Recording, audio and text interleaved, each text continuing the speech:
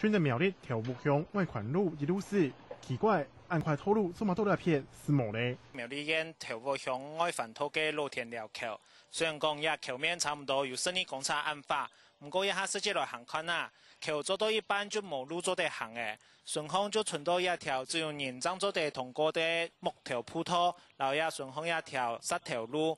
太路一下变做细路，露天寮桥桥嘅情形还算好解。过来看那位臭桥、沙好桥。因为经费唔拉，外环路无法度完工来接，变做无路式行嘅团桥。用批10年，快批2实行係無法度通車，民眾仲起到東大送。較大送就是啦，實在係講要通啦，全部要通啦，安尼咪較好就是嚟呀。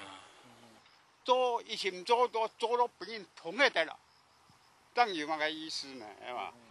民眾希望土路工程而家有結果，因為呢條總長873公尺嘅外環路，對民國80年中是已經發包，同行讀到用地徵收關係細節類嘅事情，所以過10年將看到兩側總長240公尺嘅團橋，唔單止無利騙到民眾，更會影響到民眾嘅交通安全。行行東城㗎嚇，就住在安尼來講去做㗎嚇。對真實的交通來講嘅話，有動態嘅幫助。包括講，也特別自創富橋呢，弄過來也向上自創。